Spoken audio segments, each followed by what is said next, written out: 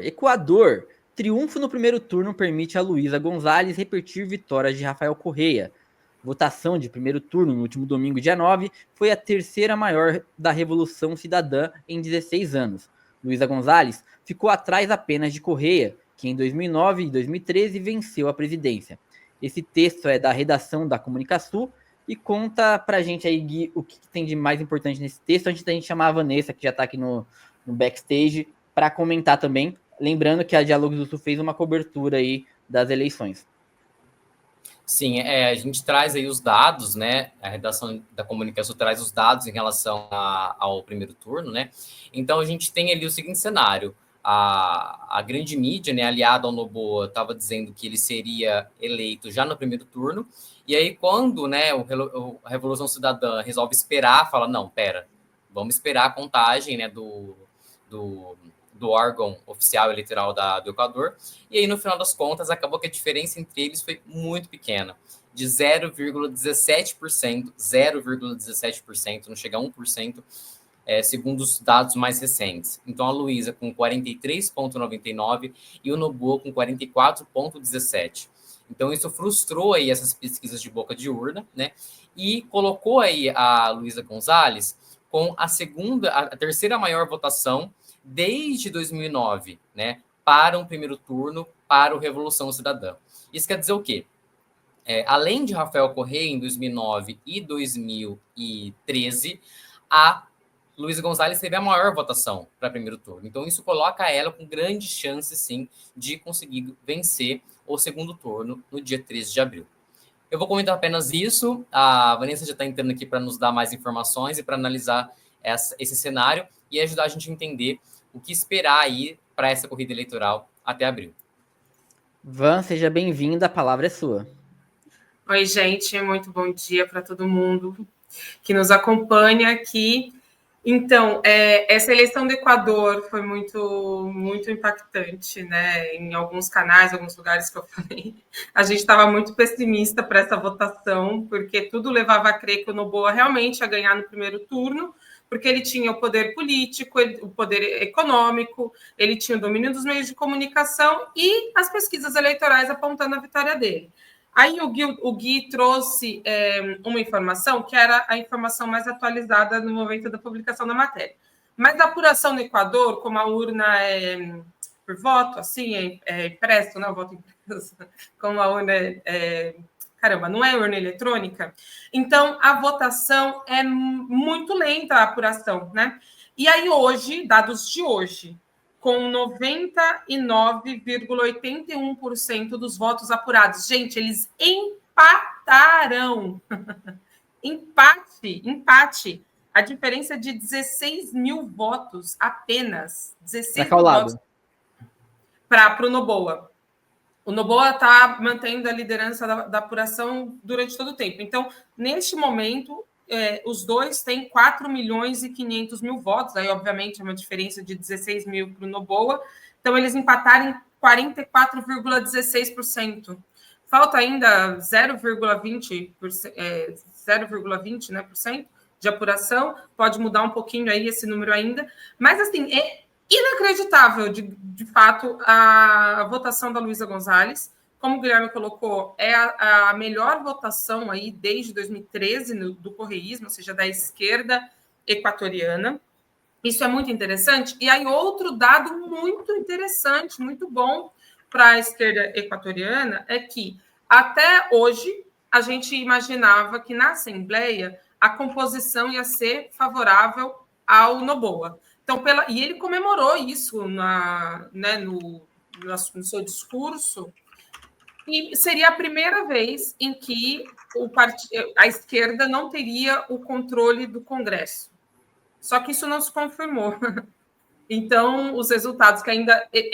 essa apuração ela é mais lenta ainda do que a apuração para presidente, porque ela é mais difícil. E lá eles têm um método diferente para a contagem de deputados, né, de assembleístas. Não é pelo método nosso de voto, como é que chama aqui? Coeficiente eleitoral. Lá é o método de Webster. E, enfim, é mais complicado essa contagem, mas neste momento A Revolução Cidadã, que é o partido da Luísa, tem 67 cadeiras e o ADN do Noboa tem 66 cadeiras. Nenhum dos dois consegue maioria para aprovar nenhuma medida, porque a maioria é de 77 votos para aprovar alguma medida. O Pachacuti, que é o partido do movimento indígena, tem 9 cadeiras, e o PSC, Partido Social Cristão, tem 5 cadeiras. Então, assim, necessariamente, quem ganhar o governo vai precisar fazer negociações com o Pachacuti e com o PSC, e não vai ter vida fácil, não vai ter vida nada fácil. Gui?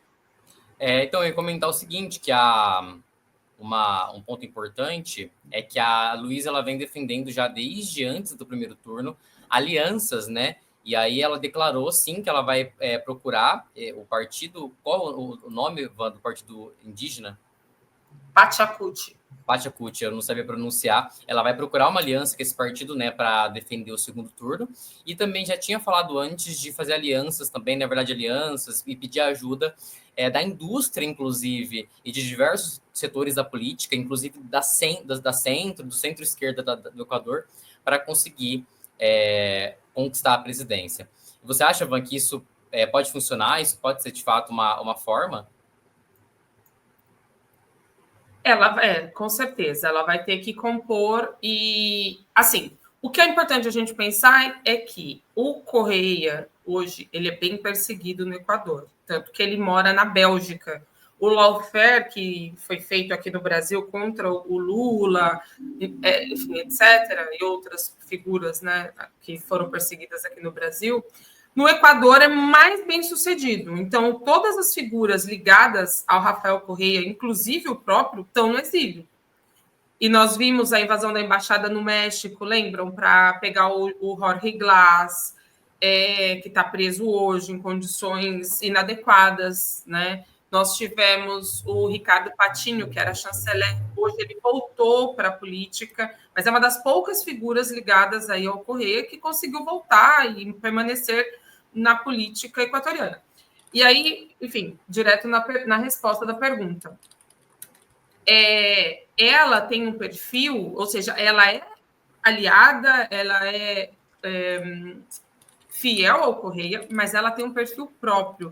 Então, sim, ela está buscando conversar com esses outros setores da população.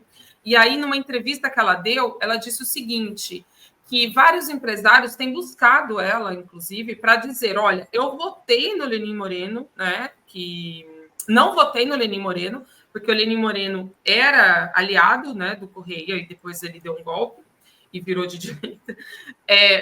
Eu votei no Lasso, no Guilherme Lasso, e eu votei no Noboa. Mas agora eu vou votar em você. Por quê? Porque a economia do Equador, gente, está em frangalhos.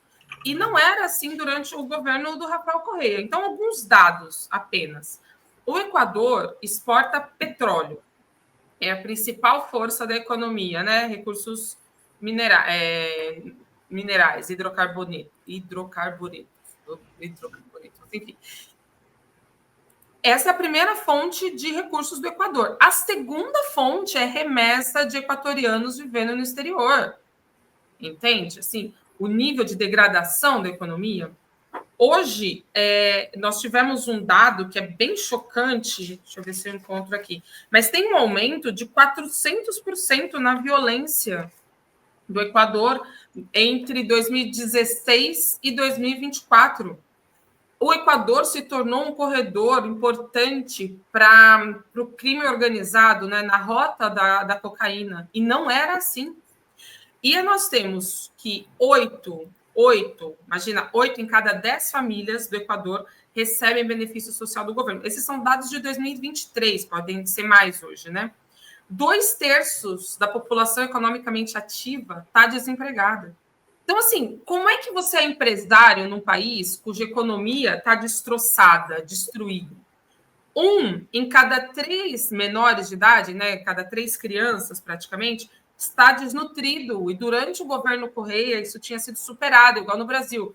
Né? A gente tinha saído do mapa da fome, o governo Bolsonaro nos levou de novo para o mapa da fome, e agora a gente está lutando para sair novamente.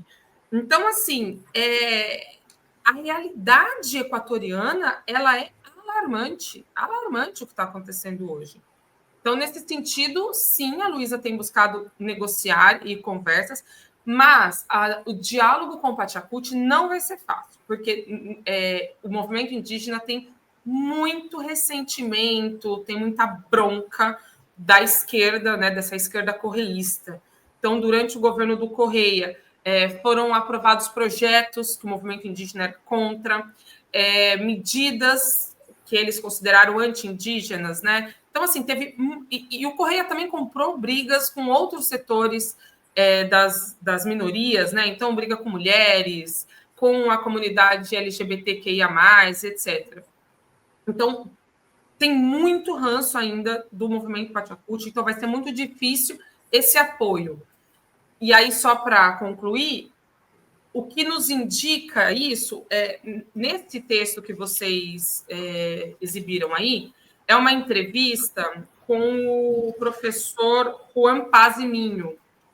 E nessa entrevista, ele nos conta coisas interessantes. Por exemplo, no mapa do Equador, tem uma divisão, né? Ali na parte do Oceano Pacífico é a costa, o meio do país é a serra, né? Que seria a parte andina, e aqui na beira, aqui onde faz a fronteira com Colômbia e Peru, é a Amazônia. Então, a costa votou pela Luísa, um país da Serra votou pela Luísa e duas províncias amazônicas votaram por ela. E o Noboa ganhou nos locais de maioria indígena.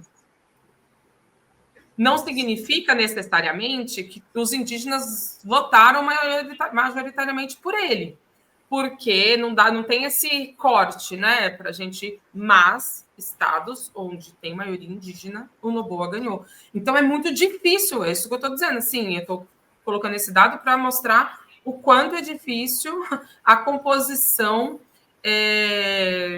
desse segundo turno, porque eles precisam aí desses votos do Pachacuti, são 5%.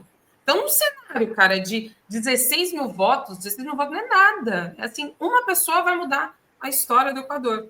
Então, esses 5% do Pachacuti é ouro, assim, é muito importante, e eles vão disputar aí na unha. Tem dois comentários aqui, até vou repassar uma pergunta para a Vanessa, mas eu quero lembrar o Diego Casagrande tá falando aqui que eu cravei que a Luísa ia vencer. Eu não cravei na semana passada, mas eu ousei aqui, ó. Eu até falei pro Guilherme, vou ser otimista, vou falar, e se a Luísa ganhar? E eu estava sentindo que a Luísa ia ganhar, não é por nada não, mas a Vanessa, ela fica falando que a Luísa não vai ganhar, porque eu acho que ela é meio pé frio, então ela já vai pessimista, entendeu? Ela vai pessimista, se der, daí depois a gente corrige a rota. Mas a Nogila pergunta, Vanessa, para você, se a Luísa é favorita no segundo turno. Por chegar atrás, porque acho que assim, as pessoas estão confundindo muito. Por esse partido indígena, no mundo indígena, é mais ligado à esquerda. Então já pensa, nossa, já é nosso. Esses porcentos aqui já é nosso. Mas não é bem assim, né? Ela chega como favorita, na tua opinião? Ainda não. É difícil. Assim, eu estou torcendo, e aí agora minha opinião mudou, né? Eu acho que ela tem grande chance de que ela pode, tem uma grande chance de vencer. Mas eu não digo que ela é favorita. Por quê? Porque agora, olha, o Noboa, ele violou todas as regras eleitorais. Todas.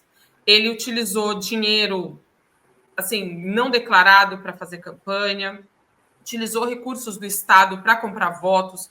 Então, a própria Luísa, no próprio discurso de posse dela, ela fala que ele distribuiu fogão de indução. Estava distribuindo fogão de indução para as pessoas no país. Tem vídeo de uma deputada do Correia fazendo essa distribuição, isso é compra de votos descarada. Mas o sistema... quando a direita toma o poder, isso é bem interessante a gente observar, ela não se contenta em governar e tal, ela precisa destruir as instituições, corroer o sistema por dentro. Isso foi feito no Equador com muito êxito. Então, digamos que as instâncias que deveriam agir para enfrentar esse abuso econômico do Noboa não agiram e não estão agindo. Então, com certeza, ele vai se aproveitar. Exatamente. Ele viola todas as leis no Equador e sempre na boa. Ótimo trocadilho, Carolina. Muito bom. Sempre na boa. Sempre. Por quê? Porque as instituições estão corrompidas, né? Os funcionários públicos que deveriam estar fiscalizando não estão fiscalizando. E é isso, tudo nos leva a crer que ele vem de novo com todo o poder. E agora, o que acontece? A mídia equatoriana, ela é totalmente golpista, totalmente, né? Totalmente aliada à direita. E eles vão fazer campanha de difamação da Luísa Gonzalez, vão buscar, enfim, todo tipo de manipulação. Uma manipulação que sim, ficou evidente foi as pesquisas de boca de urna são proibidas, mas publicaram uma pesquisa de boca de urna, todos os meios de comunicação deram, e essa pesquisa dava que o Noboa ganhava com muita tranquilidade. Ganhava, tipo, no primeiro turno. Entendeu? E a pesquisa, sim, errou brutalmente, errou totalmente, sabe? Mas todos eles estão assim, ou seja, com um projeto. Por isso é difícil, porque a Luísa vem enfrentando uma metáfora que eles usam lá, né? Eles falam que eles estão jogando com a cancha inclinada. Cancha é o campo de futebol, né? Então, eles estão jogando num estádio, num campo de futebol inclinado e com uma bola quadrada. Então, seria isso. Para eles, a bola é quadrada, para o Noboa, a bola é redonda. Então, do tipo, é muito mais difícil você fazer gol em cima, né? Então, esse é o drama hoje da esquerda lá. E como que você prevê, por exemplo, em caso de derrota do Noboa? Você acha que ele vai aceitar de boa ou ele pode tentar alguma coisa? Não, ele já tá... Não, mas eu digo no pós, né? Ele vai tentar impedir. Não, mas ele é tão... lá no Equador, creio que terça-feira, subiu uma hashtag tipo, que era mentiroso. Então, assim, ele é tão, né, sei lá, faz usos tão questionáveis aí da sua voz política, que ele saiu para dizer que a eleição foi fraudada. Mas, cara, ele é o presidente da República. Como é que a Luísa, que não tem o aparato do Estado, que não tem nada, vai fraudar a eleição, entendeu? Era como o Bolsonaro dizendo que o Lula tinha fraudado a urna eletrônica para ganhar. Não tem coerência, não tem sentido. E aí ele saiu para dizer isso e prontamente as missões, porque principalmente nos países latino-americanos, a maior parte das eleições tem os observadores internacionais. Eu já tive a oportunidade de participar de uma missão de observação na Rússia, quando foi o plebiscito, né, de Donetsk, do Donbas, e eu fui para Lugansk, no caso, e na Venezuela, já tive a oportunidade também.